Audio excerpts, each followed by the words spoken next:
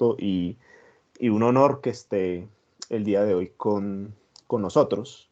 La charla pues está pensada más o menos para durar entre 45 minutos a una hora, para que si usted quiere complementar algo que le parezca importante, alguna idea a resaltar, pues lo haga como que sin limitarse, pues más o menos como para que esté de 20 minutos a 30 minutos con sus comentarios, y pues así la charla dure hora y cuarto, hora y, y 20 minutos.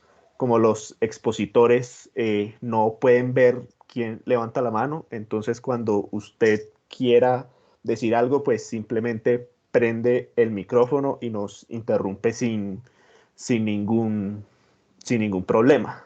Entonces, de nuevo, doctora, muchísimas gracias por haber aceptado nuestra invitación, y María Alejandra, Santiago y Sofía, cuando quieran.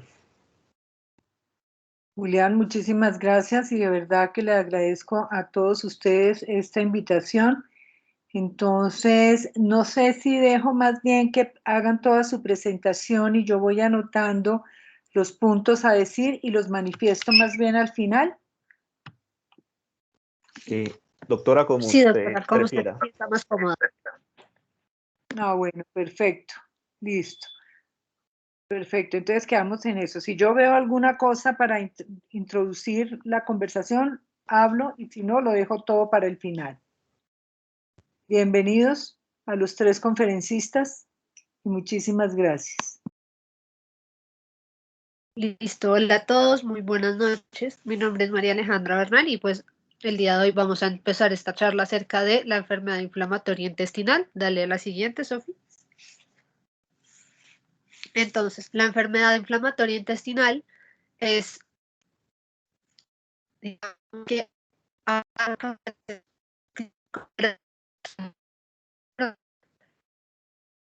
colitis inflamatoria indeterminada.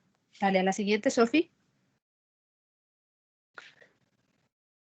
Siguiente, por. Dale ahí.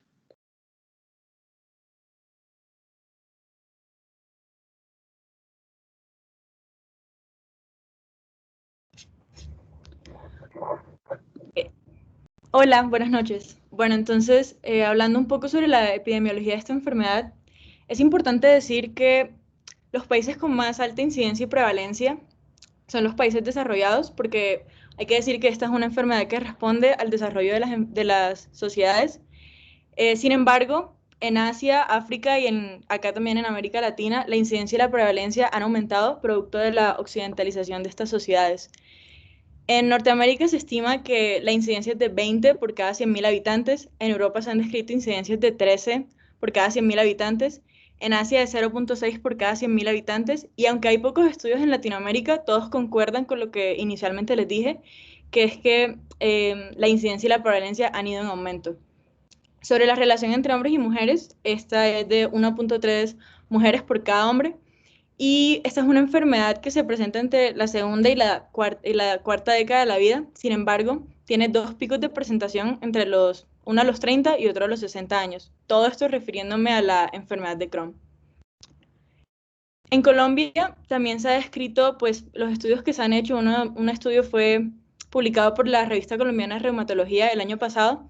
Se estima que existen 42.647 casos de enfermedad inflamatoria intestinal, y la enfermedad de Crohn tiene una prevalencia de aproximadamente 17 por cada 100.000 habitantes. La relación entre mujeres y hombres es muy similar a la relación mundial que se ha descrito, en donde hay una relación de 1.4 mujeres por cada hombre. Perdón, yo hago una interrupción ahí. La enfermedad inflamatoria intestinal fue denominada la enfermedad de cuello blanco porque es una enfermedad que se presenta más frecuentemente en la clase alta. De hecho, se presentaba en los banqueros, era una enfermedad que se presentaba en los sacerdotes. La prevalencia en los países en vías de desarrollo era bastante baja, pero hoy en día, tal como lo mencionaba Sofía, teniendo en cuenta la occidentalización de estos países, su prevalencia ha venido incrementándose.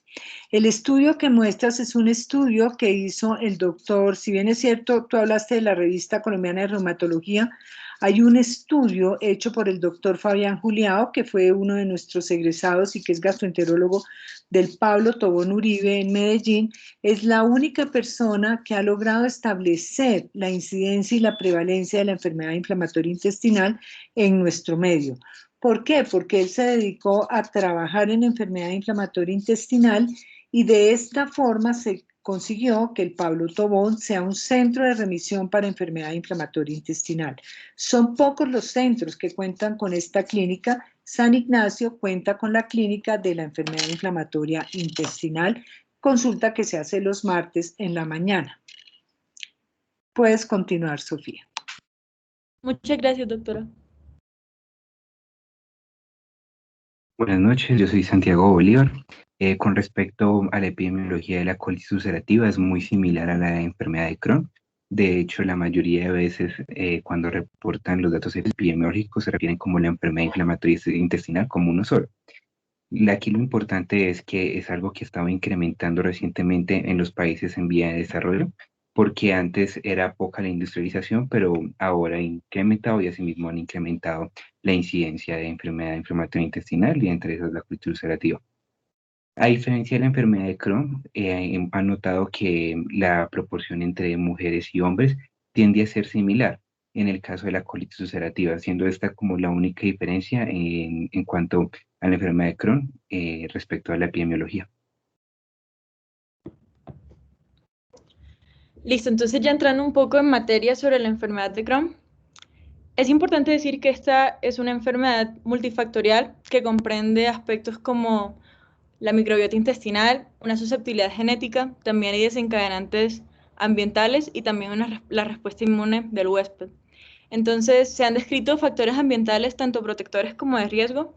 Entre los factores ambientales protectores está la lactancia materna, el uso de estatinas, también la infección por Helicobacter pylori y también fumar se ha descrito como un factor protector. Sin embargo, aquí siempre es importante hacer hincapié en que cuando se hace pues, una balanza de riesgo-beneficio en fumar, pues nunca se le va a recomendar a los pacientes que lo hagan porque son más los riesgos que los beneficios de esa acción. Entre los factores ambientales de riesgo está ser un exfumador, el uso de antibióticos, el uso de anticonceptivos orales, el uso de AINES, vivir en un medio urbano y también el bajo consumo de fibra, ya que se ha visto que una ingesta reducida de fibra conduce a la reducción de la diversidad de la microbiota intestinal, lo cual se ha asociado al desarrollo de enfermedad de Crohn. Otro factor ambiental de riesgo que se ha descrito es el bajo consumo de vitamina D. Como les mencionaba, esta es una enfermedad que comprende muchos factores. Entre los factores genéticos, pues es importante decir que esta contiene una buena carga genética que contribuye a las alteraciones de la microbiota intestinal y que ayuda con los factores ambientales puede desencadenar la enfermedad. Sobre los factores genéticos que se han descrito están polimorfismos en el gen NOD2. Eso puede conllevar una alteración del reconocimiento bacteriano. Asimismo, también se han descrito alteraciones en el gen ATG16L1 que puede conllevar un fallo en la autofagia. El gen IL23R se ha visto que este incrementa el riesgo de colitis ulcerativa y enfermedad de Crohn. Y también polimorfismos en el gen MUC2, lo cual puede afectar la producción de mucina que eventualmente va a llevar a una alteración en la capa mucosa.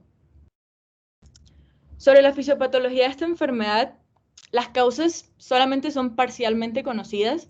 Se sabe que está asociada a una respuesta inmune desmesurada y que también tiene que ver con la parte genética, la microbiota intestinal y el ambiente. Antes de hablarles sobre la fisiopatología, creo que es importante saber cómo es en estado saludable el epitelio intestinal. Entonces, básicamente lo que sucede es que el epitelio intestinal, junto con los dímeros de inmunoglobulina A, trabajan de manera mancomunada para separar y regular la microflora luminal del sistema inmune de las mucosas. Además de esto, hay ciertas células especializadas como las células de Paneth, las cuales secretan constitutivamente péptidos antimicrobianos. Y también hay células como las células caliciformes que también secretan mucina. Y también hay otras células importantes que son las células M. Estas células M lo que hacen es que toman muestras de antígenos luminales y van a ingresar estas partículas y moléculas vía fagocitosis y endocitosis. Lo que van a hacer es que estas células M van a entrar en contacto con las células dendríticas y se las, pues estas células dendríticas por defecto tienen un fenotipo que es un fenotipo tolerogénico, que básicamente en lo que se resume esto es que cuando las células dendríticas tienen su carga de antígeno, se la llevan hasta la zona de las células T. Estas células T pasan de ser células T vírgenes a células T reguladoras que van a secretar interleuquina 10. Y esta interleuquina 10 pues tiene una acción supresora, la cual mantiene la quiescencia inmune y previene la inflamación innecesaria. Ahora, si existieran señales de peligro por ciertos péptidos bacterianos, lo que va a pasar es que se va a cambiar de un fenotipo tolerogénico a un fenotipo inflamatorio o inmunizante. Y ahí lo que va a pasar es que las células T y las células B van a empezar una respuesta inflamatoria controlada.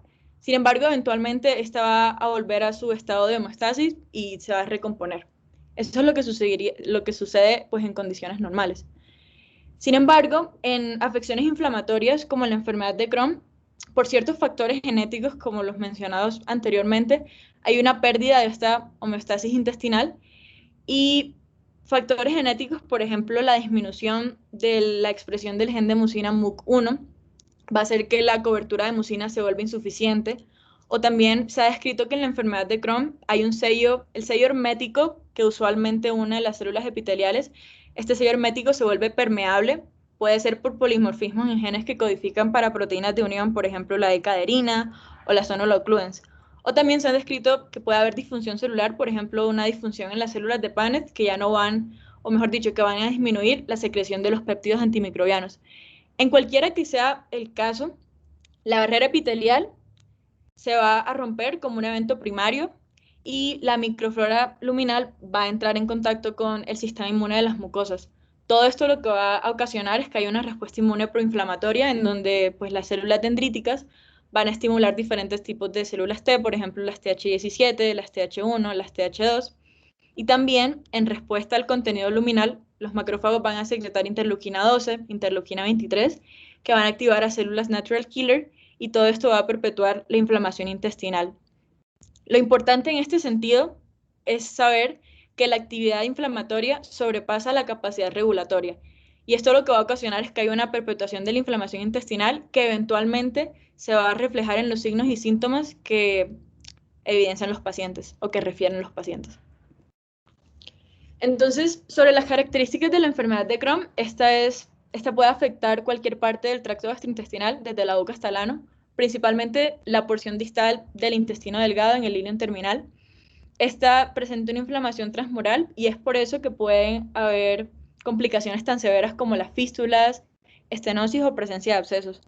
Asimismo, la afectación intestinal es parcheada, donde hay compromiso de mucosas, hay compromisos en segmentos que están comprometidos y luego están sanos. Es por eso que esta es una afectación intestinal discontinua.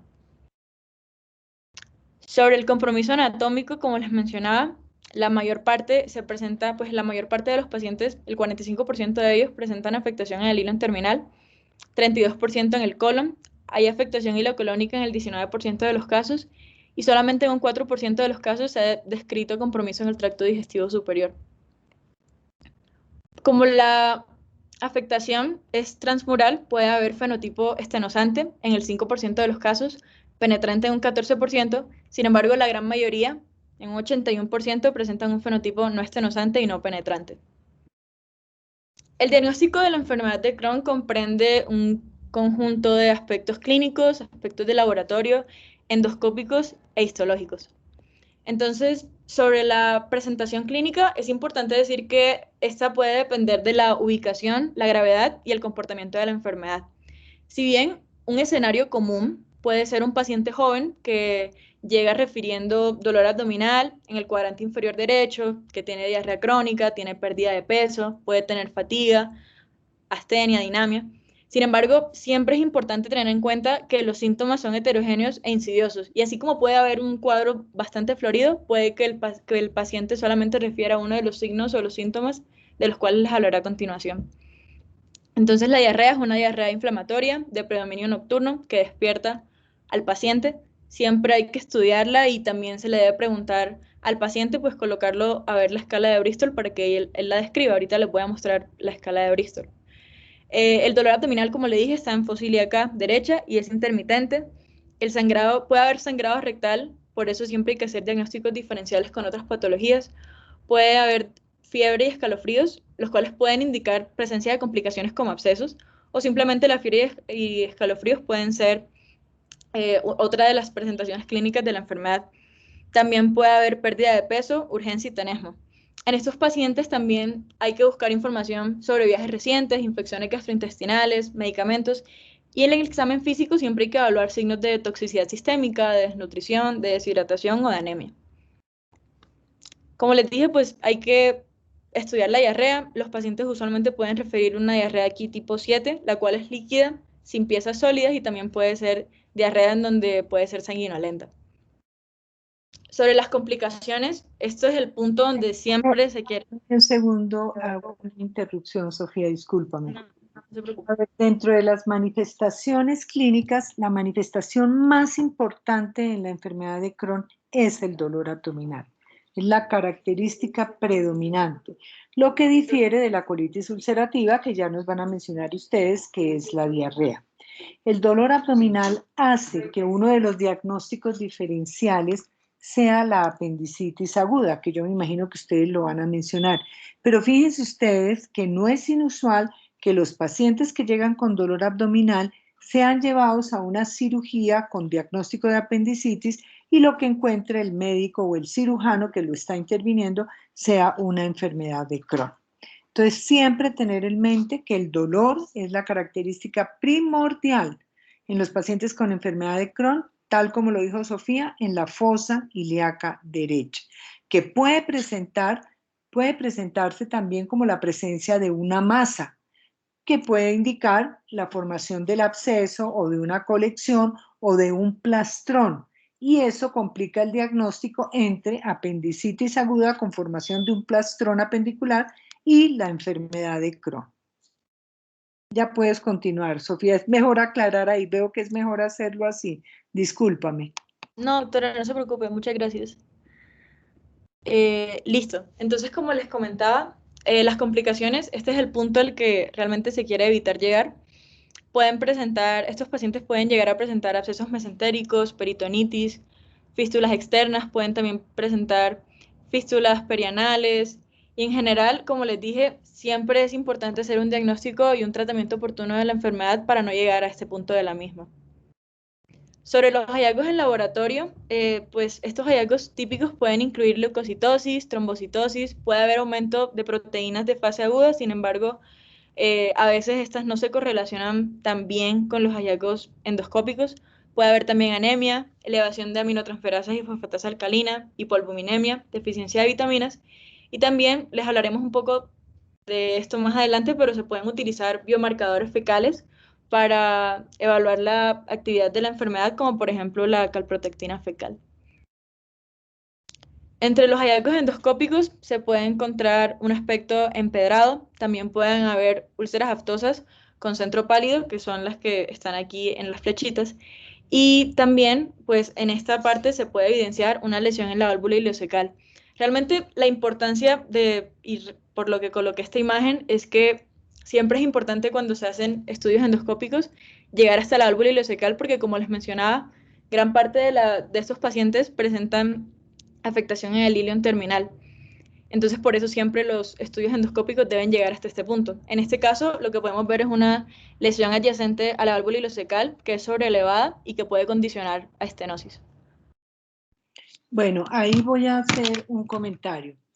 En cuanto al diagnóstico de laboratorio, sí, uno realiza estudios como el cuadro hemático y marcadores inflamatorios como sería la PCR, la velocidad de sedimentación, y la calprotectina.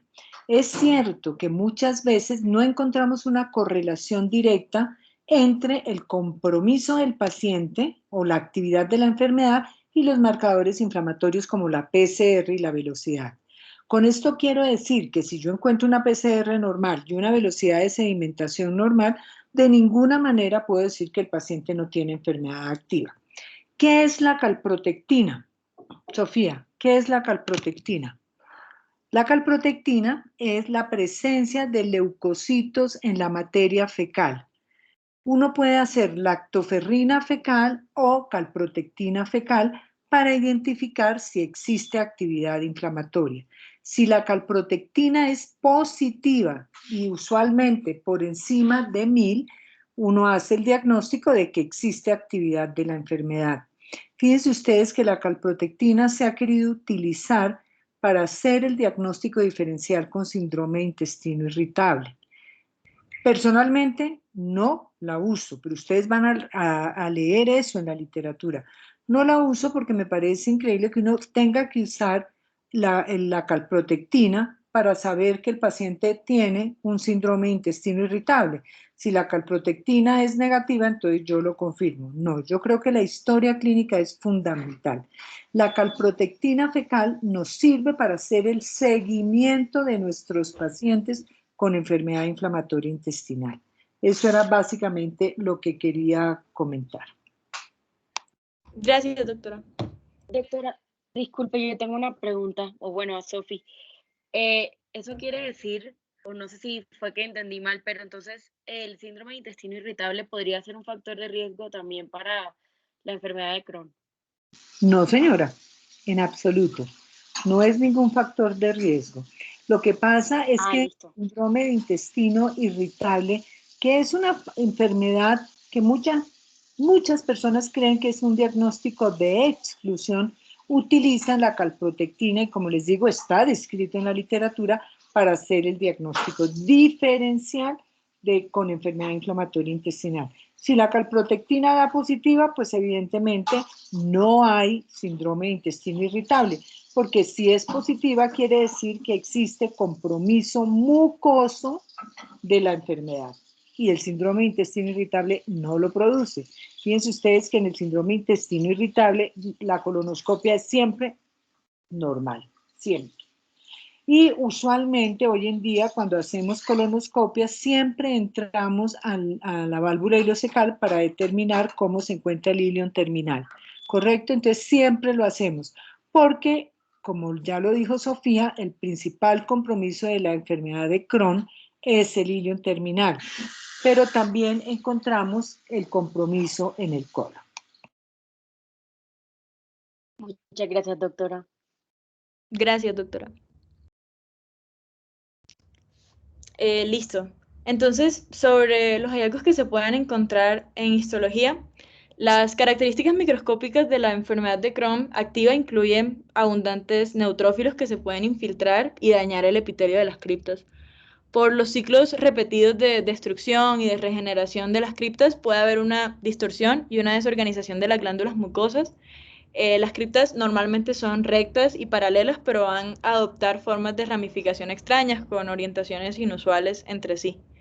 También un hallazgo que se puede encontrar son los granulomas no calcificantes en el 35% de los casos. Si bien este es un hallazgo que puede orientar el diagnóstico, siempre es importante saber que este no es patognomónico de la enfermedad de Crohn y se puede presentar en otras patologías como por ejemplo la tuberculosis. Entonces siempre hacer mucho especial énfasis en eso, que aunque puede guiar el diagnóstico, no es patognomónico de la enfermedad de Crohn. Bueno, entonces queríamos hablar un poco sobre las manifestaciones extraintestinales. Es importante decir que desde un 35 a un 40% de los pacientes presentan manifestaciones extraintestinales que incluso pueden preceder el diagnóstico de la enfermedad de Crohn en algo más o menos como el 25% de los casos. Entonces, entre las manifestaciones extraintestinales que podemos encontrar son manifestaciones hematológicas. Una de ellas es la anemia. Esta es una complicación extraintestinal bastante común y es tan frecuente que resulta imprescindible realizar controles analíticos y chequeos periódicos para detectarla y tratarla precozmente.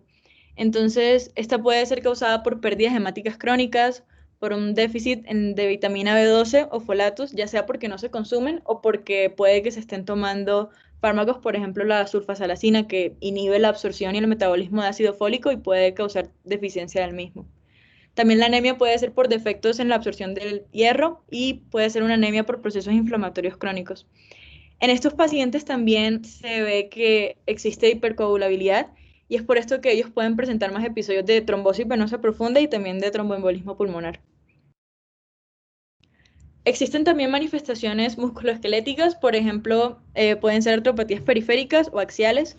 La artropatía periférica tipo 1 afecta menos de 5 articulaciones que son grandes en la mayor parte de las veces. Pueden ser articulaciones como la rodilla, la cadera, los codos.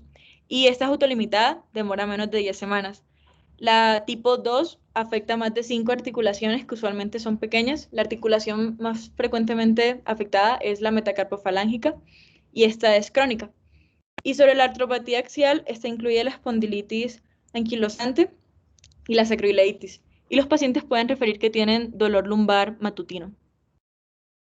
También existen manifestaciones cutáneas, por ejemplo, el eritema nodoso, hasta en un 15% de pacientes con enfermedad de Crohn. Esta resulta ser la manifestación dermatológica más común. Hay una afectación de la grasa subcutánea y pues hay nódulos subcutáneos dolorosos y este resuelve sin la formación de úlceras o cicatrices. Sobre el pioderma gangrenoso, es una manifestación extraintestinal grave. Este puede empezar como pápulas eritematosas o pústulas únicas, pero estas rápidamente progresan a úlceras con necrosis central y causan gran dolor en los pacientes. Este es el eritema nodoso, se describe como una lesión dermatológica que es más palpable que visible y puede estar localizado particularmente en el lado tibial anterior. El pioderma gangrenoso, como les comentaba, es una úlcera con centro necrótico que también puede aparecer en cualquier lado, pero se puede encontrar más que todo en las superficies extensoras de las piernas. Hay manifestaciones hepatobiliares, por ejemplo, la colangitis esclerosante primaria. De esta es importante decir que cuando se haga diagnóstico de colangitis esclerosante primaria, hay que tener en mente que el 80% de los pacientes con ella pueden tener un diagnóstico concomitante con una enfermedad inflamatoria intestinal. Gran parte de las veces es colitis ulcerativa. Entonces, siempre que se haga diagnóstico de colangitis esclerosante primaria, pues hay que ver si al paciente se le ha sido diagnosticado con colitis ulcerativa y de no ser así, pues hay que buscar si la tiene o no.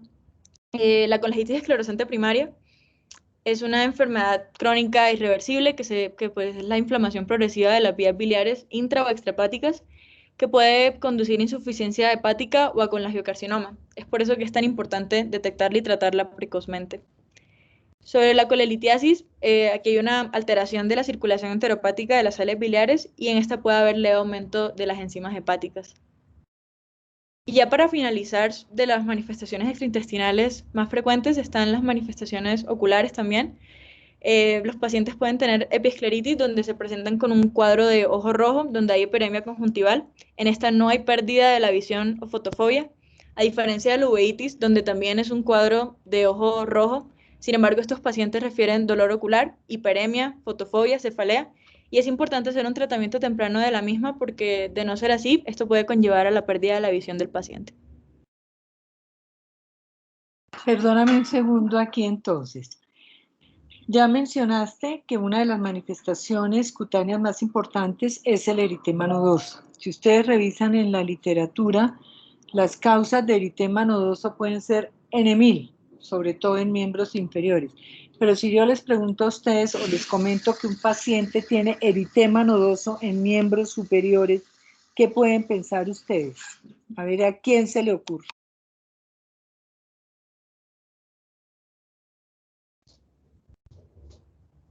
A ver, Sofía, ¿en qué piensan? En lepra, en lepra. Okay.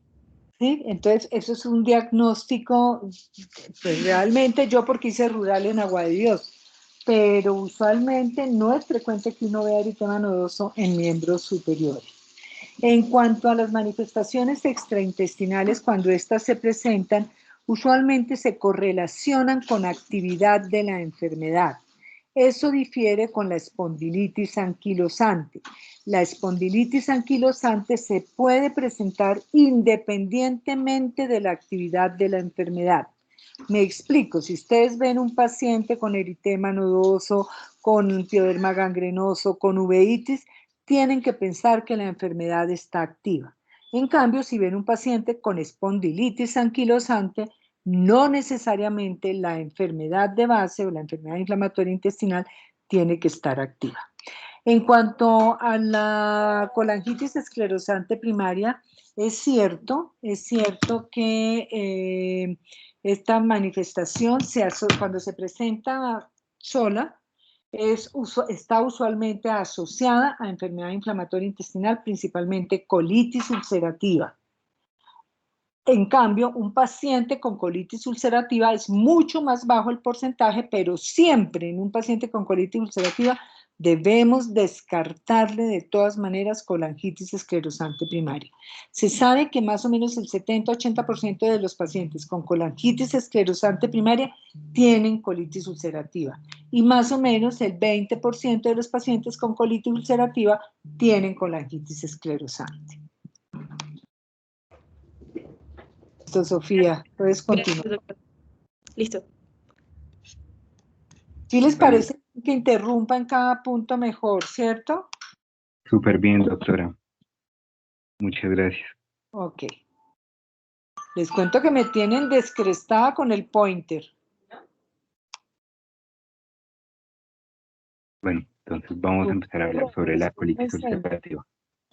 Después me enseñan cómo manejan la lucecita roja. Claro que sí, doctor. Bueno, en cuanto a la colitis ulcerativa, se han descrito dos factores de riesgo principalmente, y entonces son los factores de riesgo que vienen desde el ambiente y los factores genéticos. Esos son los que ocasionan que se lleve a cabo la colitis ulcerativa. Dentro de los factores medioambientales están aquellos entonces que alteran la microbiota intestinal y conllevan una disbiosis, como lo son el consumo de antibióticos, los cambios dietarios o tener una comorbilidad psiquiátrica. Adicionalmente, se ha descrito un factor de riesgo que es cesar el consumo de tabaco, porque asimismo han descrito que el consumo de tabaco puede ayudar a prevenir la aparición de colitis ulcerativa. Sin embargo, pues no se ha planteado como un tratamiento efectivo debido a todos los otros aspectos negativos que conlleva el consumo de tabaco. En cuanto a los factores protectores, se han descrito lactancia materna, la presencia de Helicobacter pylori, tener una dieta vegetariana o apendicectomía previa. Sin embargo, una vez cuando tiene la colitis ulcerativa, si le hacen una apendicectomía, se ha encontrado que empeora el cuadro del paciente.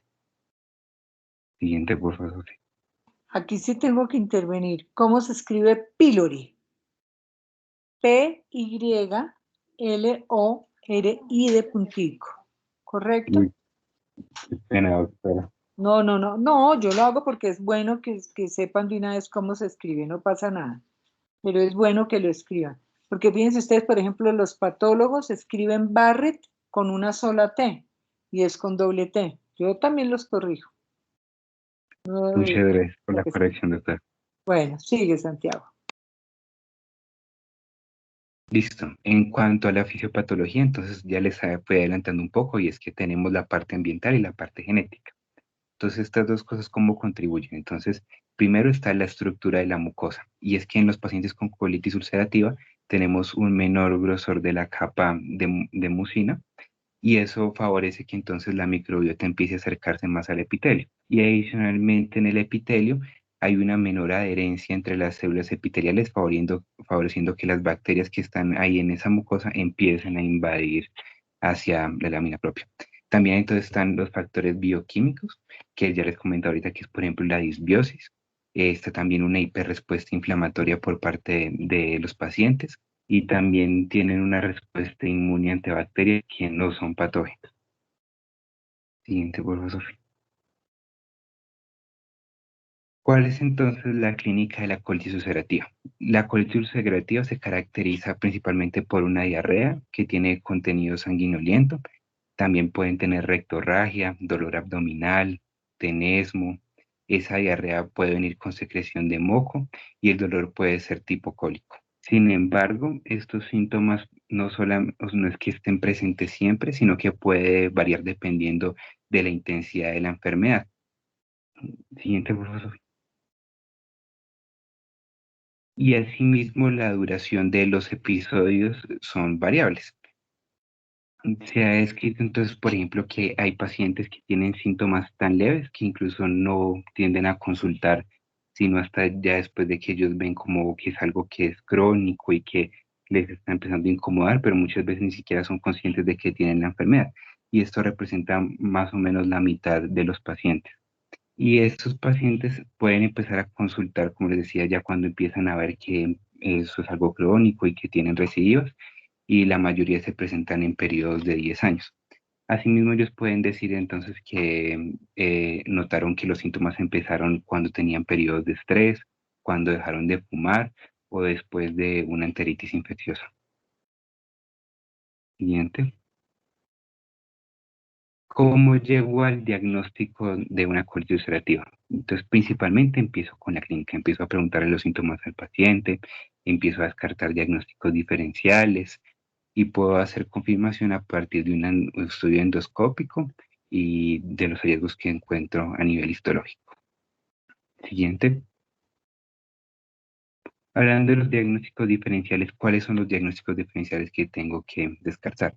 Tengo que descartar por una parte las causas infecciosas, como pueden ser, por ejemplo, Campylobacter, clamidia, salmonella, shigella, pero asimismo hay causas no infecciosas, como lo son la colitis, el síndrome de intestino irritable, que es probablemente de los que más pendientes hay que estar porque lo confunden mucho, colitis y las diferentes etiologías de la colitis. Siguiente. Bueno, entonces, cuando hago la colonoscopia, ¿qué es lo que me puedo encontrar? Entonces, los hallazgos dependen, asimismo como los síntomas, dependen del nivel de severidad de la colitis ulcerativa.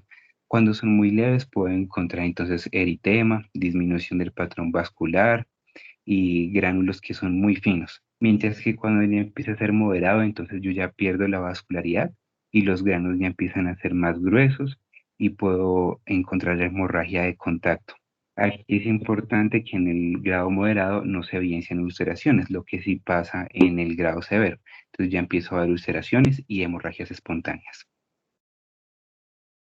Siguiente.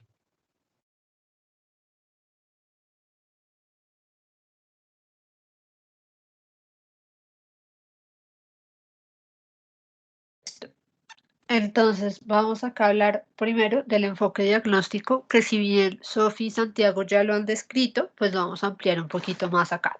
Entonces, dale a la siguiente, Sofi.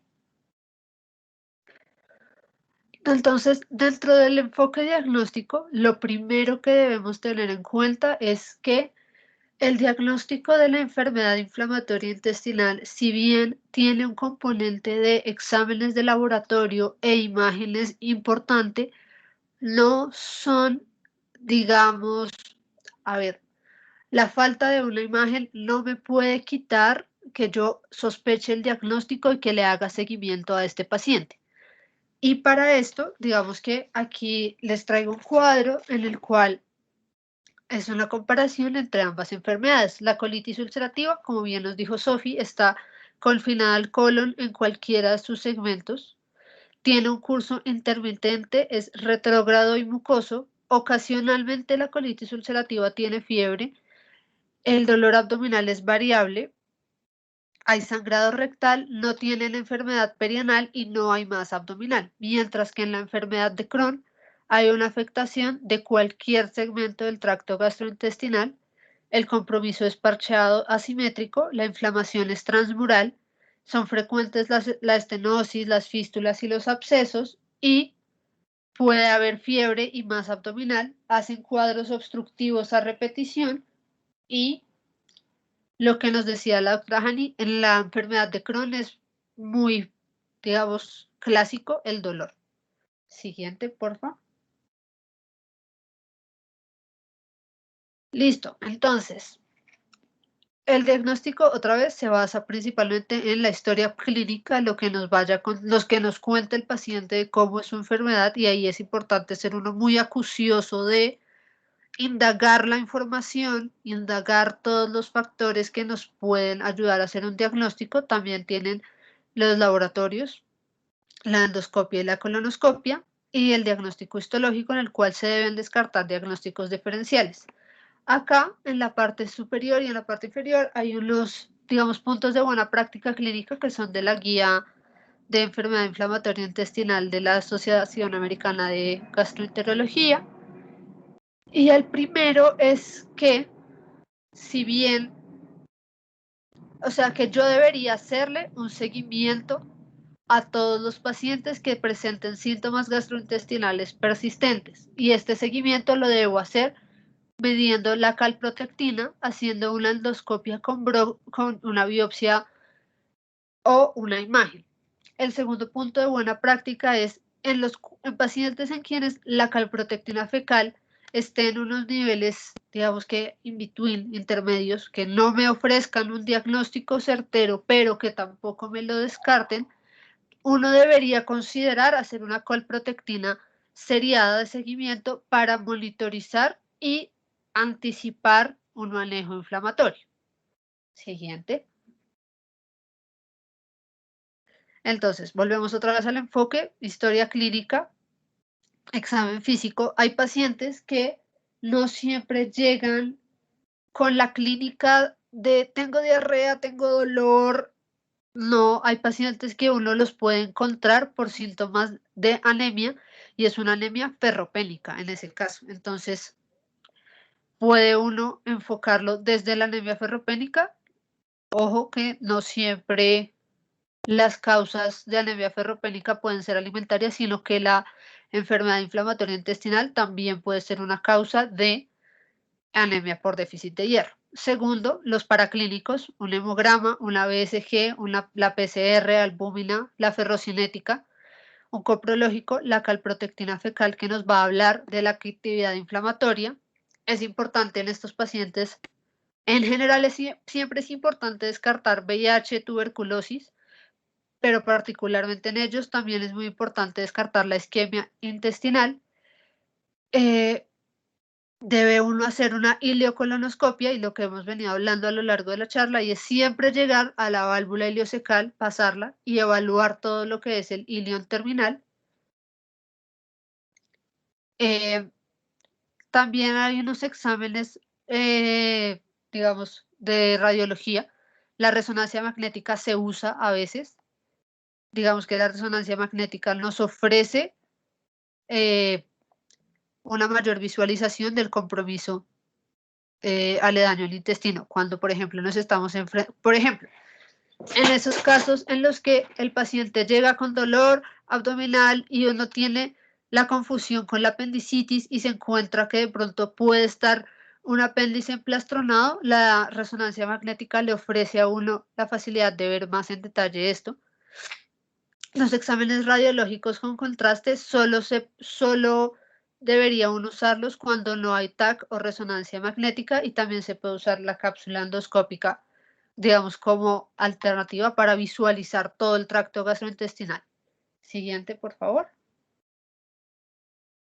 Listo. Este es un algoritmo diagnóstico que lo sugiere la Asociación Americana de Gastroenterología, en el cual arrancamos con una sospecha de síntomas funcionales gastrointestinales. Luego se procede a hacer unos exámenes de laboratorio, pero quiero que tengamos todos claro que si bien los exámenes de laboratorio se piden con el objetivo de confirmar o descartar una sospecha diagnóstica. Entonces, una vez que yo tengo los exámenes de laboratorio, como el hemograma, la calprotectina, la PCR, la BSG, puedo estar en tres espectros. Uno es que me muestre una actividad inflamatoria clara. El segundo escenario es que esté borderline la actividad inflamatoria, y el otro escenario es en el cual no haya evidencia de una inflamación activa. Cuando no hay evidencia de inflamación activa y no, digamos que los síntomas gastrointestinales no son tan severos, puedo identificar contribuyentes fisiopatológicos y puedo darle tratamiento como si fuera una enfermedad inflamatoria intestinal, haciendo terapia, cambios en la alimentación, psicoterapia, farmacoterapia y ya. O puedo hacer un tratamiento específico. Cuando estoy en los otros dos escenarios, en los cuales tengo inflamación borderline, o sea, in between ahí, o signos claros de inflamación, los laboratorios muestran que hay una actividad clara inflamatoria, debo hacer una imagen. Entonces, la imagen será una endoscopia con biopsia, ahí identificar todo lo que nos había contado Sofía y, y Santiago, todos los hallazgos a la endoscopia y la colonoscopia que nos muestran la enfermedad inflamatoria intestinal, y ahí debe uno optimizar la terapia inflamatoria. Siguiente. Los biomarcadores de la enfermedad son la PCR, acuérdense, pero la PCR tiene un tema y es que es sensible, pero no específica. Entonces, ¿qué hace uno cuando tiene un examen que es sensible, pero no es específico para la enfermedad que estás buscando? Uno le agrega otro biomarcador, como lo es la calprotectina fecal, que la calprotectina fecal nos va a arrojar datos de la actividad inflamatoria en el momento. Y los ANCAs se usan solo para el seguimiento de la enfermedad. Siguiente. Listo, ya hablando del tratamiento, dale al siguiente, porfa. Perdóname un segundo ahí. Listo, doctora.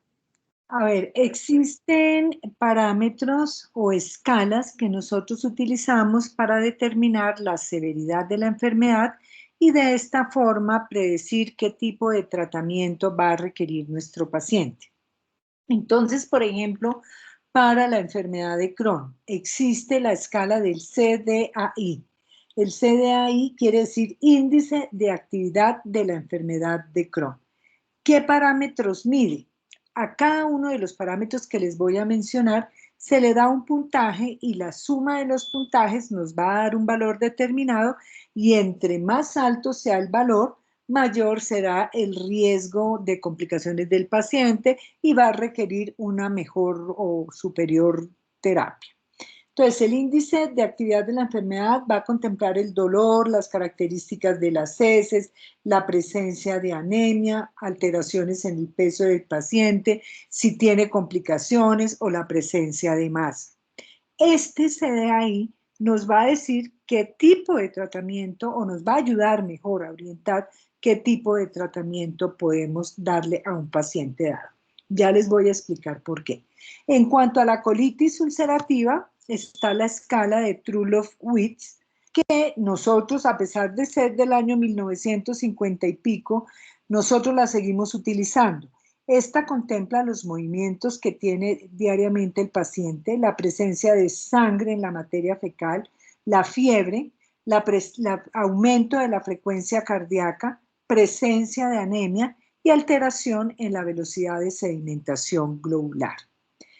Y por último, la escala de Mayo, que es quizá la que ustedes más van a ver en el piso o en los pacientes en urgencias, que de igual forma contempla la frecuencia de las heces, el sangrado, la apariencia de la mucosa, porque esta, en vez de la de Truloff, que son más signos clínicos y de laboratorio, la escala de Mayo sí contempla el aspecto endoscópico de la mucosa en la colitis ulcerativa y el examen físico del paciente.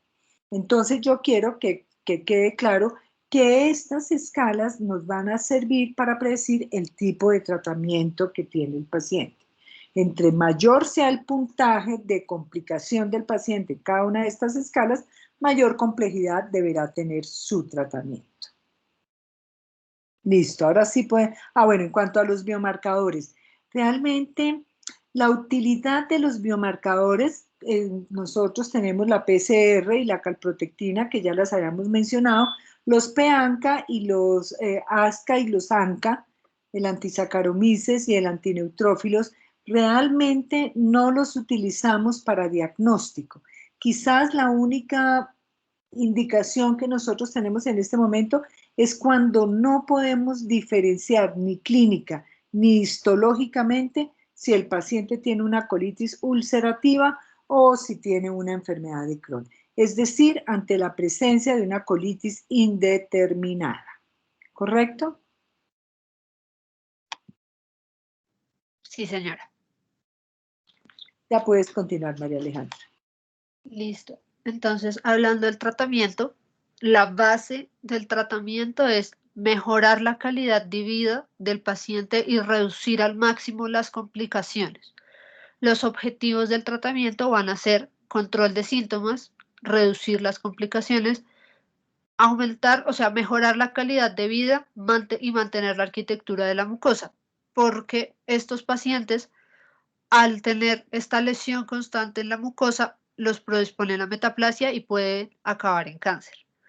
El tratamiento de la enfermedad inflamatoria intestinal es escalonado y es dirigido hacia cada paciente, es enfocado a cada paciente y dirigido a los síntomas que tenga el paciente. En esta parte de la base del tratamiento y los objetivos del tratamiento, es importante recalcar que el tratamiento de la enfermedad inflamatoria intestinal es un tratamiento multidimensional, es decir, que si bien vamos a utilizar medicamentos para reducir la actividad inflamatoria de la enfermedad, vamos a usar medicamentos para mejorar los síntomas del paciente, también hay un trabajo importante, le da cabida a la psicoterapia y a todo lo que es el duelo de la enfermedad, y hay que tenerlo en cuenta porque son enfermedades que comprometen de forma muy importante el estilo y la calidad de vida del paciente.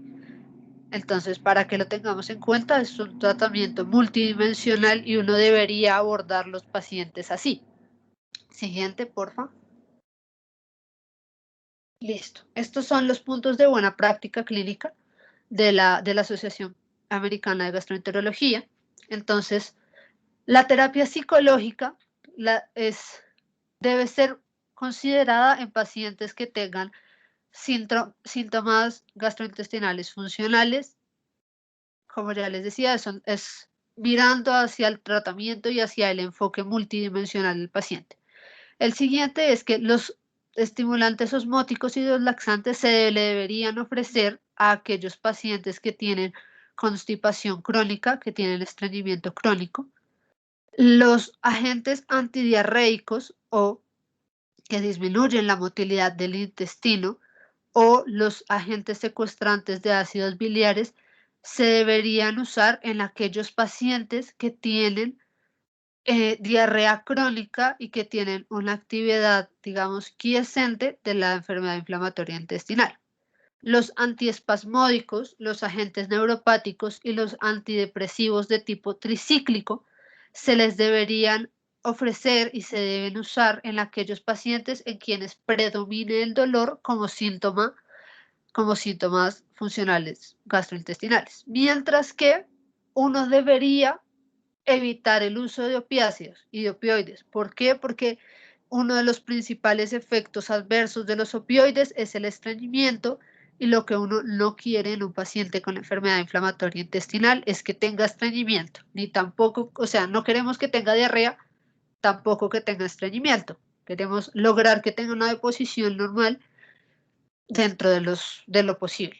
Los probióticos se deberían considerar para el tratamiento de los síntomas funcionales gastrointestinales. ¿Por qué? Porque los probióticos van a contribuir al mantenimiento y a la diversificación de la flora bacteriana intestinal, que es lo que veíamos en la fisiopatología, que es una de las cosas que principalmente se va a ver afectada en esta enfermedad. Finalmente, la terapia del piso pélvico se le debería ofrecer a aquellos pacientes que tengan evidencia de un desorden defecatorio, o sea, aquellos pacientes que tengan incontinencia fecal, que hayan tenido algún episodio de incontinencia fecal o de incontinencia urinaria que se puede presentar, porque recordemos que uno de los principales síntomas de esta enfermedad es el tenesmo. Entonces, es muy harto, de verdad, para la gente en general, estar a todo el tiempo con ganas de ir al baño y con ganas de ir al baño, y se sienta en el baño y se sienta un largo tiempo en el baño y no hacen nada. Claramente el piso pélvico va a tener un sufrimiento y va a sufrir. Entonces uno debería ofrecerles a sus pacientes, dentro de lo posible, terapia física para el piso pélvico para disminuir el riesgo de incontinencia fecal o de incontinencia urinaria asociada a todo este tema. Siguiente, porfa. Listo. En cuanto al tratamiento de la colitis ulcerativa, que decíamos que es escalonado, tenemos acá las pirámides. Cuando la colitis es leve a moderada, empezamos en el primer escalón con 5-ASA oral o rectal, o puede usarse por ambas vías. Principalmente lo que quiero que vean en estas pirámides es que los medicamentos biológicos están en la última en la última línea. ¿Por qué?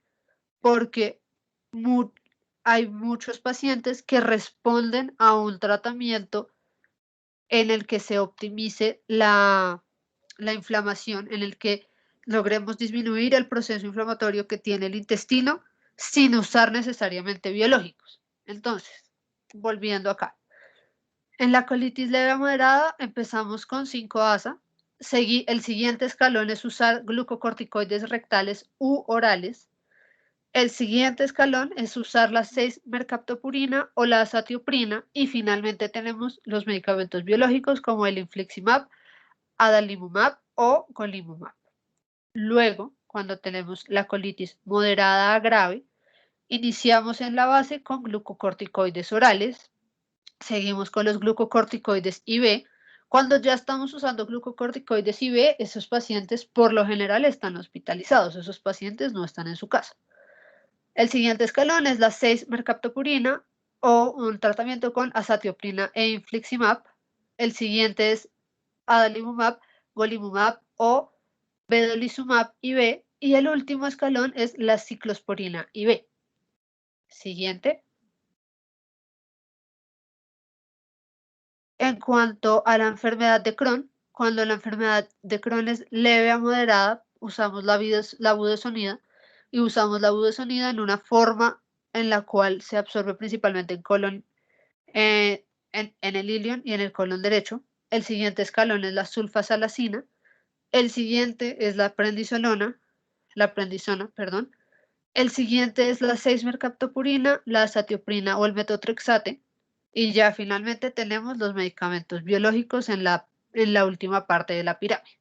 Cuando hablamos de una enfermedad de Crohn moderada a grave, vemos en el primer escalón que ya estamos usando medicamentos, se pueden usar medicamentos biológicos y es porque la enfermedad de Crohn, cuando ya es grave, tiene un gran compromiso de fístulas gastrointestinales, fístulas anorrectales, fístulas rectovaginales y llevar a un paciente a una cirugía cuando esto ya ha ocurrido, cuando las complicaciones ya han pasado, pues digamos que la cirugía lo vamos a llevar a todos los riesgos de la cirugía y es el punto en el que uno no quiere llegar. Finalmente, en los dos últimos escalones tenemos glucocorticoides IV y la nutrición parenteral total. Digamos que para garantizar que el paciente no se desnutra. Y ya, siguiente. Finalmente, cuando estamos frente a una enfermedad de Crohn que tiene fístulas, el primer paso, la base de la pirámide va a ser drenar el absceso y usar tratamiento antibiótico. El segundo escalón es la 6-mercaptopurina o azatioprina o metotrexate más infliximab o adalimumab o certolizumab pegol. Y el último escalón es la nutrición parenteral total. En casos severos de la enfermedad, cuando ya han ocurrido las complicaciones, algunos de estos pacientes pueden terminar en una colectomía. Es decir, que yo lleve un pedazo de la asa intestinal a la pared porque se ha comprometido un largo segmento del colon, que ese es el punto en el que uno no quiere llegar. ¿Por qué? Porque las colectomías muchas veces no son reversibles. Un segundo, María Alejandra. Colectomía es quitar el colon. Eso es la hemicolectomía. Creo que es. Se me acaba de olvidar el término. Sí, entonces las hemicolectomías no siempre son reversibles porque si ya corté un gran pedazo del tubo digestivo y yo no puedo reconectar ese pedazo de tubo, esa colostomía va a quedar ahí. Esa colostomía va a quedar ahí. Listo, siguiente. Yo creo que la siguiente es... Listo. Esto es algo interesante y es qué va a pasar con el uso de los medicamentos biológicos en el tratamiento y es un punto que me gustaría mucho que la doctora Jani nos aclarara. Bueno, aquí voy a empezar un minutico con el tratamiento. Si bien es cierto, uno de los objetivos del tratamiento es mejorar los síntomas, de igual forma es buscar la remisión de la enfermedad y evitar las recidivas, ¿cierto? Ese es uno de los principales objetivos del tratamiento. Hablemos de la colitis ulcerativa. El tratamiento será enfocado de acuerdo a la manera que el paciente nos llegue, es decir, el tratamiento se realizará de acuerdo al compromiso con el que llegue el paciente. Si el paciente llega con un compromiso leve y nosotros le hacemos la colonoscopia, que es la manera, el patrón de oro para hacer el diagnóstico, y vemos que solamente tiene comprometido el recto, el paciente se le puede dar única y exclusivamente mesalazina, supositorios o enemas y van a responder de manera adecuada. Si el paciente presenta un compromiso más extenso de la mucosa, tiene recto, tiene sigmoide, tiene colon izquierdo, entonces nosotros le vamos a empezar a ese tratamiento mesalazina oral 2 a 4 gramos al día, que puede ser en tabletas o puede ser en gránulos para permitir una mejor absorción. Créanme que más o menos el 80 a 90% de los pacientes con colitis ulcerativa responden al tratamiento con mesalazina. La mesalazina es una muy buena terapia para la colitis ulcerativa. Si yo le empiezo a mi paciente con colitis moderada a severa mesalazina, debo ver cómo va a evolucionar el paciente. Pero si el paciente nos llega a urgencias, taquicárdico, deshidratado y un compromiso severo del colon, de todo el colon, el paciente tendrá indicación de mesalazina y de esteroides. Si bien es cierto, lo voy a hospitalizar por el compromiso tan severo, iniciaré corticoides de manera intravenosa, hidrocortisona, 150 miligramos cada 6 a 8 horas. Luego le paso a prednisolona oral de acuerdo a la evolución del paciente y le voy a dar 40 miligramos. Antes utilizábamos 1 miligramo por kilo de peso, hoy en día la dosis estandarizada es 40 miligramos al día. Empezamos a darle la mesalazina y la prednisolona que vamos a dársela durante 6 semanas. A la 6ª semana empezamos la disminución lenta y progresiva de la prednisolona. Lenta y progresiva para evitar una insuficiencia suprarrenal. Cuando empezamos la disminución de a 10 miligramos, por ejemplo, vamos a observar la evolución del paciente. Si el paciente presenta recidiva o recaída mejor de la enfermedad, quiere decir que el paciente es córtico dependiente y nos va a tocar asociarle azatioprina a dosis de 1 a 1.5 miligramos por kilo, porque ya sabemos que el paciente es esteroide dependiente. La azatioprina comienza a actuar más o menos al mes. Durante este tiempo, teniéndolo con azatioprina a 1 miligramo a 1.5 por kilo de peso, yo puedo empezar a disminuir lentamente la prednisolona para evitar que el paciente recaiga mientras hace niveles de azatioprina. La azatioprina está contraindicada en gente muy joven y en pacientes mayores de 70 años. ¿Por qué? Por los efectos secundarios que este tiene, como por ejemplo el linfoma. El linfoma es una de las complicaciones. Si vemos que el paciente no mejora con la mesalazina ni con la azatioprina, ¿qué vamos a hacer? Vamos a iniciar la terapia biológica. ¿Cuándo iniciamos terapia biológica? Mire, yo en esto soy muy clara porque a mí siempre me ha preocupado la manipulación de la industria farmacéutica con los medicamentos. El objetivo es que la industria quiere que de entrada a cualquier paciente con enfermedad inflamatoria se le empiece terapia biológica. La terapia biológica es costosa y no solo eso, los costos serían lo de menos si no tuviéramos en mente los efectos secundarios de la terapia biológica. La terapia biológica está indicada en aquel paciente que definitivamente no responde al tratamiento médico convencional. ¿Qué terapia biológica tenemos? Entonces tenemos los anti-TNF. Ustedes van a hablar de esa parte, ¿cierto? Yo vi que tienen de charla de terapia biológica, ¿cierto? ¿Sí? No, doctora, hasta ahí llegaba. Ah, bueno, perfecto. Entonces, el primer biológico que salió al mercado fue el infliximab. Lo sacó Laboratorios Janssen, la molécula original, y se llamaba Remicade. Ya hay biosimilares, o sea, copias de estos medicamentos. ¿Cuándo pueden sacar biosimilares? Cuando la licencia se vence. Cuando ya se venció la licencia del Remicade, ya todo el mundo puede empezar a sacar copias. Y eso pasa con cualquier medicamento, ¿correcto? Con cualquier medicamento. Entonces, el infliximab fue el primero y se empezó utilizando en los pacientes con enfermedad de Crohn. Se vio que los pacientes que tenían fístulas o fisuras perianales, que es una complicación frecuente de la enfermedad de Crohn, afortunadamente la enfermedad de Crohn es menos frecuente que la colitis ulcerativa, vieron que los pacientes comenzaban a cerrar las fístulas y las fisuras. Principalmente había fístulas rectovaginales, fístulas enterocutáneas, y se vio que empezaban a mejorar. Luego salió el adalimumab. El adalimumab es otro anti-TNF, pero realmente uno debe ir en orden. Nosotros siempre empezamos en San Ignacio con el infliximab y si no funciona, pues pasamos a otro anti-TNF, aunque lo sugerido es que cambiemos de tipo de molécula. Si no funciona con la dosis inicial del infliximab, nosotros podemos acortar el tiempo de la aplicación o aumentar la dosis.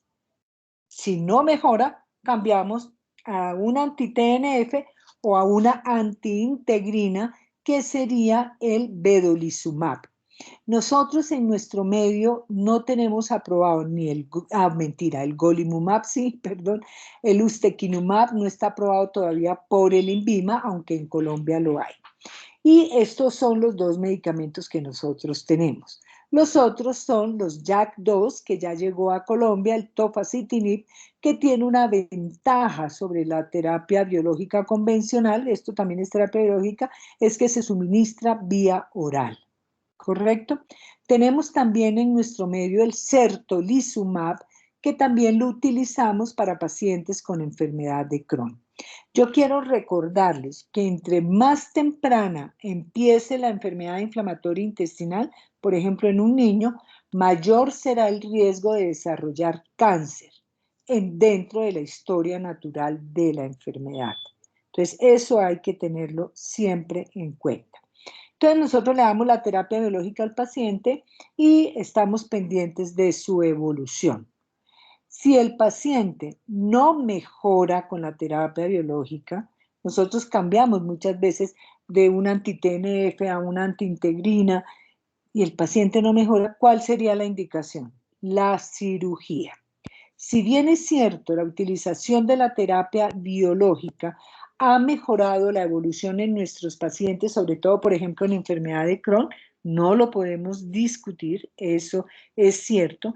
También les quiero recordar que más o menos el 30 al 40% de los pacientes con enfermedad de Crohn terminarán con cirugía en algún momento de la historia natural de su enfermedad, porque la enfermedad de Crohn se puede presentar como enfermedad penetrante, enfermedad fistulizante o enfermedad estenosante. Si se presenta alguno de estos tipos, es muy probable que el paciente pueda requerir cirugía en un momento dado, ¿correcto? Siempre debemos estar atentos a este tipo de complicaciones. En cuanto a los estudios, es muy importante anotar que la cápsula endoscópica siempre debemos tener cuidado, sobre todo la utilizamos en pacientes con enfermedad de Crohn, pero siempre debemos tener en mente que este paciente puede tener como complicaciones una estenosis y el paciente puede retener la cápsula. Y si retiene la cápsula y no la elimina, el paciente va a terminar en cirugía. Nosotros tenemos la consulta de enfermedad inflamatoria intestinal que se lleva a cabo los martes a las 7 de la mañana en el 6º piso de la consulta externa. Vemos pacientes tanto de Crohn como de colitis ulcerativa. Tenemos varios pacientes con terapia biológica, pero yo quiero que les quede el concepto de que la terapia biológica es buena cuando el paciente ha recibido su terapia convencional y no responde. ¿Qué hacemos de entrada con el paciente con enfermedad de Crohn? Al paciente con enfermedad de Crohn, cuando ya tiene complicaciones, está totalmente indicado empezarle con terapia biológica. Y de lo contrario, podemos iniciar con budesonida a 9 miligramos al día. Muchas veces terminamos asociando la terapia biológica con budesonida, que tiene muchos menos efectos secundarios que los esteroides como la prednisolona. ¿Correcto? Entonces les damos budesonida y usualmente terapia biológica. ¿Qué le hacemos al paciente antes de iniciar la terapia biológica? Debemos hacerle una lista de chequeo que contempla vacunación, vacuna contra hepatitis B, vacuna contra el herpes, vacuna contra la influenza. ¿Qué más debemos chequearle? Tuberculina, radiografía de tórax. ¿Por qué? Porque es que la terapia biológica es como si fuera una quimioterapia. El paciente puede presentar complicaciones. ¿Qué hemos tenido nosotros de complicaciones? Tuve un paciente de mi consulta que hizo una pericarditis. No supimos si era la mesalazina o era la terapia biológica. Otro hizo una tuberculosis ganglionar en el cuello, le comprometió el cuello. En resumidas, bueno, ha habido casos de lupus-like, gente que desarrolla lupus con el infliximab. Hay pacientes que pueden desarrollar linfomas, pueden desarrollar tumores de piel. Una paciente de la consulta tuvo un incremento en el número de lunares del cuerpo y nos tocó quitarle el infliximab porque uno de esos podía volverse maligno. Entonces, fíjense ustedes que uno debe individualizar el manejo de cada uno de nuestros pacientes para evitar la presencia de efectos secundarios. En cuanto a la ciclosporina, la verdad, en Colombia no existe experiencia con la ciclosporina. Solamente la ha utilizado en la cardioinfantil el doctor Enrique Ponce, que es gastroenterólogo de la cardio, y nos comentó que había utilizado la ciclosporina. Nosotros en San Ignacio no tenemos experiencia en absoluto con la ciclosporina. Entonces, por eso no hablo mucho de ciclosporina, porque no tenemos la experiencia. Pero fíjense ustedes que hoy en día la terapia biológica ha llegado a ser tan amplia. Uno de los que más tiene experiencia en el manejo de la terapia biológica son los reumatólogos, porque además quiero recordarles que la enfermedad inflamatoria intestinal requiere un manejo multidisciplinario. Ya ustedes mismos lo dijeron, tienen manifestaciones reumatológicas, por lo tanto el reumatólogo debe estar. El coloproctólogo, porque ya vimos que tienen fístulas, fisuras, estenosis que van a requerir del manejo quirúrgico. Psiquiatría debe formar parte del grupo multidisciplinario. Nutrición, porque muchas veces de estos pacientes pierden peso de manera progresiva y van a requerir una persona que esté soportándolos nutricionalmente. Entonces, fíjense ustedes, oftalmología debiera formar parte de ese grupo también. El compromiso oftalmológico no es inusual. Entonces, fíjense ustedes que estos pacientes van a requerir manejo multidisciplinario y más aún si le empezamos terapia biológica como parte de su tratamiento. Hoy en día la terapia biológica se utiliza no solo en reumatología, se está utilizando, por ejemplo, para el manejo del asma bronquial, se está utilizando para el manejo de la hiperlipidemia. Entonces es un campo bastante amplio de investigación hoy en día para el manejo de diferentes enfermedades, sobre todo aquellas que tienen origen inmunológico. Siempre pensando en que no es la única terapia, que si bien es cierto, ha tenido buenos resultados, siempre debemos realizar una lista de chequeo y controles periódicos anuales de todos estos exámenes que les dije, teniendo en cuenta la gran variabilidad de complicaciones que puede tener la terapia biológica. ¿Queda claro? Sí, doctora. ¿Alguna pregunta?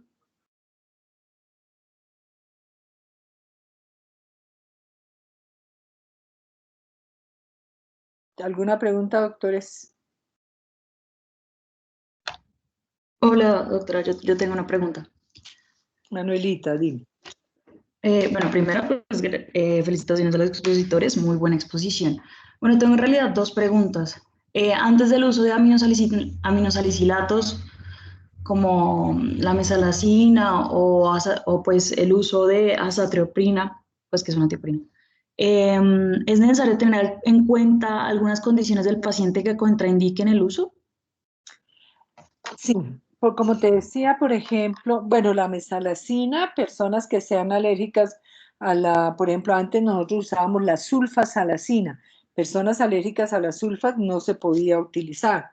Y de hecho, esto es una cosa anecdótica, un residente de anestesia, cuando yo era residente, esto hace muchos años, murió porque hizo un shock anafiláctico por la sulfasalazina. Es un shock anafiláctico. La mesalazina puede tener efectos secundarios. Por ejemplo, yo tuve un paciente con pancreatitis por mesalazina, pero también les quiero contar que después de que hizo la pancreatitis se mejoró y nunca más volvió a tomar nada para la colitis ulcerativa. Sí, la mesalazina hay que estarla chequeando, pero no es un medicamento de alto riesgo, a diferencia de la terapia biológica o de la azatioprina. La azatioprina puede tener como efecto secundario leucopenia, puede tener como efecto secundario linfoma, que es uno de los más importantes, y por eso no se da en gente tan joven ni se da en personas mayores de 70 años. Se sabe que combinar la terapia biológica con azatioprina tiene muchos mejores resultados. Gracias, doctora. Y ahí otra pregunta. ¿La actividad de la enfermedad de cualquiera de las dos se relaciona con el riesgo de cáncer? ¿Y cómo tamizamos cáncer de colon en estos pacientes? Bueno, muy buena pregunta, muy buena pregunta. A ver, te digo, sí, esta es una enfermedad que tiene riesgo de cáncer y la no cicatrización, o sea, no llevar al paciente a una remisión profunda sostenida, incrementa el riesgo de desarrollar cáncer de colon. ¿Cómo se hace el seguimiento? Vamos a hablar de la enfermedad de Crohn. La enfermedad de Crohn cuando tiene compromiso colónico, que no es lo más frecuente es que sea compromiso del hilio terminal y del intestino delgado. Cuando tiene compromiso de colon, hay que hacerle seguimiento de acuerdo a la evolución del paciente. De igual forma, en colitis ulcerativa, el riesgo de cáncer se incrementa cuando no se logra remisión profunda sostenida de la cicatrización mucosa. Si no se logra, el riesgo de cáncer, al igual que la edad, más de 8 años de enfermedad, incrementa el riesgo de desarrollar cáncer. Con base en estos factores, nosotros debemos hacer nuestro chequeo a nuestros pacientes. De acuerdo a la evolución, si es un paciente que está asintomático, la deposición es normal, ¿qué hacemos nosotros? La calprotectina.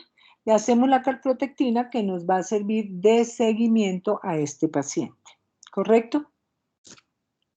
Si la calprotectina es positiva, nos veremos en la obligación de hacerle colonoscopia al paciente y mirar cómo sigue la cicatrización mucosa. Listo, gracias, doctora. Muy bien. Bueno, una cosa que quiero comentarles en general. Hay una gran diferencia entre la colitis ulcerativa y la enfermedad de Crohn. La principal diferencia, que ya lo mencionaron ustedes, es que la enfermedad de Crohn es transmural, es decir, compromete todo el espesor de la pared del intestino, ya sea intestino delgado o intestino grueso, cosa que difiere de la colitis ulcerativa, donde el compromiso es solo mucoso, ¿correcto? Entonces, el diagnóstico de la enfermedad de Crohn desde el punto de vista histológico muchas veces no es fácil.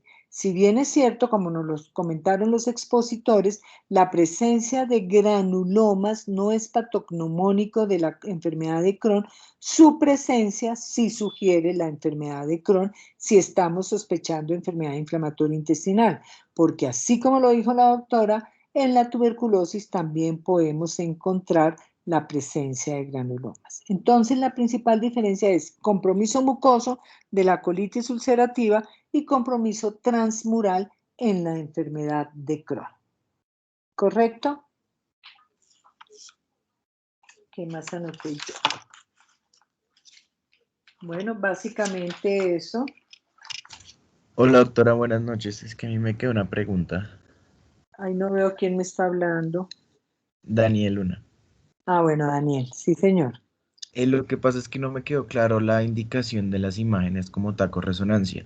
Yo tenía entendido que cuando, digamos, la enfermedad está muy activa y uno va a hacer la colonoscopia y hay riesgo de perforación, pues, digamos, ahí no se puede hacer la colonoscopia y se puede hacer la imagen, pero no sé qué otras indicaciones hay entonces también para pedir TAC o resonancia. Perfecto. Bueno, vamos a hablar primero de colitis ulcerativa.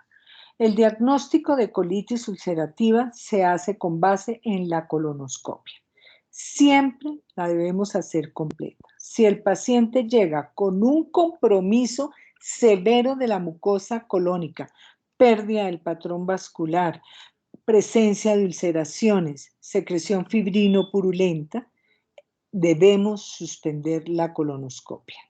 No la debemos hacer completa por el riesgo, como lo dice Daniel, de perforación y de megacolon tóxico, que es una de las complicaciones de la colitis ulcerativa. Entonces, el diagnóstico de la colitis ulcerativa se hace con la colonoscopia. En caso de que sospechemos que el paciente tiene una perforación o un megacolon tóxico, seguimos usando la placa simple de abdomen, que ya muchos médicos en urgencias no la usan, pero sigue teniendo utilidad porque nos va a mostrar si hay un megacolon, la dilatación excesiva del colon, el adelgazamiento de sus paredes, inclusive presencia de aire, y de igual forma, si hay una perforación, podemos apreciar la presencia del neumoperitoneo. Eso en cuanto a colitis ulcerativa. ¿Cuándo haríamos estudios adicionales en colitis ulcerativa? Cuando exactamente sospechamos eso, una perforación o un área estenótica. Podemos hacer un TAC de abdomen y mirar si existe alguna complicación. Esto difiere en la enfermedad de Crohn. En la enfermedad de Crohn nosotros hacemos la colonoscopia y si no encontramos nada en la colonoscopia no quiere decir que no tenga enfermedad de Crohn. Ya ustedes lo dijeron, el compromiso del colon es menos frecuente y mucho menos, 4%, el tracto digestivo superior. Pero siempre debemos explorar el ilion terminal. Ustedes recuerdan que la enfermedad de Crohn se llama también ileitis regional y se llama ileitis regional por compromiso del ilion. Pero fíjense ustedes, ¿cuándo debemos hacer estudios complementarios en un paciente con enfermedad de Crohn? Siempre, siempre, porque nosotros no sabemos qué otro compromiso tiene a través del intestino delgado, que es bastante extenso o bastante largo. Entonces, usualmente podemos hacer enteroTAC o enteroresonancia. ¿Cuál es la diferencia entre los dos? En cuanto a rendimiento diagnóstico, puede ser el mismo, pero hay una gran ventaja de la resonancia, que no produce radiación. Si ustedes le preguntan al doctor Felipe Uriza, radiólogo del hospital, ¿cuánto produce de radiación la realización de un TAC? Les va a contestar que como la bomba atómica, porque la radiación que produce un TAC es inmensa. Entonces, si el rendimiento diagnóstico es el mismo y podemos evitarle al paciente la radiación, hacemos la enteroresonancia. ¿Cuándo hacemos una cápsula endoscópica? En este paciente con compromiso de intestino delgado, por ejemplo, o que le sospechamos intestino delgado, podemos hacerle, inclusive antes de hacer la enteroresonancia, hacerle la cápsula endoscópica. Eso sí, si sospechamos algún área de estenosis, no la debemos hacer. Pero la cápsula endoscópica puede compararse, aunque los que hacen cápsula dicen que es superior la cápsula, para ver todo el intestino delgado. Eso para eso nos sirve. ¿Correcto? ¿Queda claro la diferenciación? Sí, señora. ¿Y cuando, digamos, haríamos una enteroscopia o eso ya no se usa casi? ¡Ah! No, cada vez se usa más. La enteroscopia es un método diagnóstico relativamente nuevo, unos 15 a 20 años. Inicialmente era la enteroscopia de doble balón, es decir, un endoscopio que tenía un sobretubo por encima del endoscopio que se avanzaba y dentro del sobretubo se introducía el endoscopio y se iba avanzando progresivamente. Hoy en día se hace enteroscopia cuando tenemos una lesión del intestino delgado, por ejemplo, que la cápsula nos muestre que en un paciente con colitis ulcerativa hay una lesión levantada en el yeyuno distal. ¿Cómo llegamos al yeyuno distal? Antes era imposible, antes tocaba llevar al paciente a cirugía. Hoy en día, con la enteroscopia de doble balón o de un solo balón, podemos llegar haciéndola de vía anterógrada, porque es en yeyuno, podemos llegar con el enteroscopio, tomar biopsias y caracterizar la presencia de esa lesión. Fíjate, ahí nos va a servir para tomar biopsia. Pero si vemos en la cápsula endoscópica o en la enteroresonancia que el paciente tiene una estenosis en el ilion medio, llegando al yeyuno, por ejemplo, ¿por dónde haríamos la enteroscopia? Retrógrada, entrando por el recto. Entonces nos sirve para tomar biopsias, para dilatar, por ejemplo, si vemos una área estrecha, podemos dilatar, tomar las biopsias de las lesiones, sobre todo en intestino delgado. ¿Te queda claro, Daniel? ¿Me expliqué? Sí, doctora, muchísimas gracias. ¿Alguna otra pregunta?